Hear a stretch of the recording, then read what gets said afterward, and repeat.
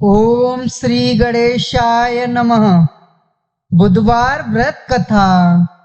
बुधवार व्रत से करें भगवान गणेश की आराधना, पाएं शुभ फल और जीवन में सफलता। बुधवार व्रत कथा प्राचीन काल की बात है। एक बार मधुसूदन नाम का धनी व्यक्ति था जो अपनी पत्नी को लेने के लिए ससुराल गया। वहां वह कुछ दिन रहा और फिर अपने सास ससुर से विदा करने को कहा, किंतु वहां सब बोले कि आज बुधवार का दिन है, आज के दिन यात्रा नहीं करनी चाहिए। वह व्यक्ति नहीं माना और बुधवार के दिन ही पत्नी को विदा कराकर अपने नगर की ओर चल पड़ा। रास्ते में उसकी पत्नी को प्यास लगी तो वह व्यक्ति लोटा लेकर रथ से उतरकर पानी लेने चला गया। जैसे ही वह पानी लेकर अपनी पत्नी के पास लौटा तो वह यह देखकर आश्चर्यचकित रह गया कि उसके ही जैसी सूरत और वेशभूषा वाला एक व्यक्ति उसकी पत्नी के साथ रथ में बैठा हुआ है। वह क्रोधित हुआ और उसने क्रोध से कहा, तू कौन है जो मेरी पत्नी के निकट बैठा हुआ है? दूसरा व्यक्ति बोला, यह मेरी पत्नी है, इसे मैं अभी अभी ससुराल से विदा कराकर लेकर आज आया हूँ। वे दोनों व्यक्ति परस्पर आपस में झगड़ने लगे। तभी राज्य के सिपाही आकर लोटे वाले व्यक्ति को पकड़ने लगे। स्त्री से पूछा, तुम्हारा असली पति कौन है? तब पत्नी शांत रही क्योंकि दोनों एक जैसे थे। वह किसे अपना पति बताती? वह व्यक्ति ईश्वर से प्रार्थना करता हुआ बोला, हे परमेश्वर, यह क्या लीला है कि सच्चा झूठा बन रहा है। तभी आकाशवाणी हुई कि मूर्ख, आज बुधवार के दिन तुझे यात्रा नहीं करनी चाहिए थी, पर तूने किसी की बात नहीं मानी और चल पड़ा। यह सब लीला बुद्धदेव भगवान की है। तब उस व्यक्ति ने बुद्धदेव से प्रार्थना की। उसने अपनी गलती के लिए क्षमा मांगी और बुद्धदेव जी अंतर्ध्यान हो गए। इसके बाद वह व्यक्ति अपनी स्त्री को लेकर घर आया। इसके बाद से ही वे दोनों पति पत्नी बुधवार का व्रत हर सप्ताह नियम पूर्वक करने लगे। इस कहानी से हमें यह सीख मिलती है कि बुद्धिमत्ता का उपयोग सही समय और सही जगह देखकर ही करनी चाहिए। मान्यताओं के अनुसार बुधवार के दिन किसी भी स्त्री को अपने मायके से ससुराल के लिए यात्रा नहीं करनी चाहिए। इस कथा में आपने देखा कि बुद्धि का सही उपयोग न करना मधुसूदन को कैसे भारी पड़ा। ओम गणेशाय नमः। आज है 14 मई और बुधवार का दिन। तो आज हम सुनेंगे गणेश भगवान जी की पावन कथा।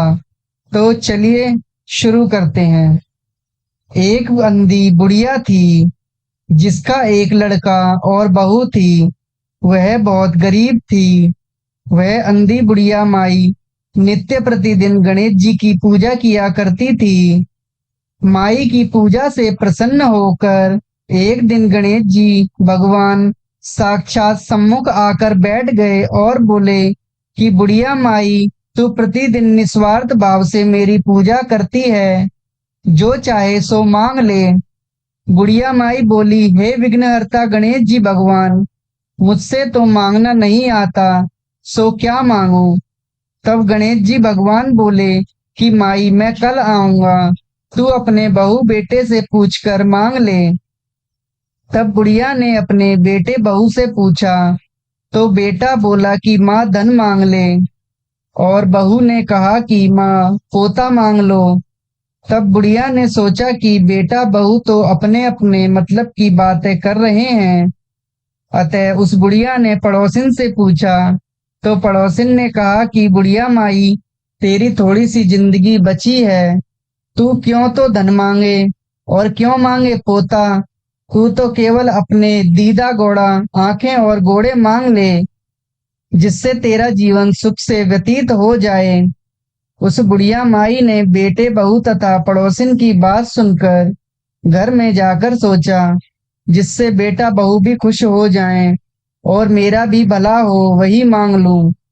जब दूसरे दिन गणेश जी भगवान आए और बोले, बुढ़िया माई मांग ले। गणेश जी भगवान के वचन सुनकर बुढ़िया माई बोली, हे विघ्नहर्ता भगवान जी, अन्न देवो, धन देवो, निरोगी काया देवो, अमर सुहाग देवो, दीदा घोड़ा देवो, सोने के कटोरे में पोते को दूध पीता देखूं, अमर सुहाग देवो और समस्त परिवार को सुख देवो। आपके श्री चरणों में मुझे स्थान देवो।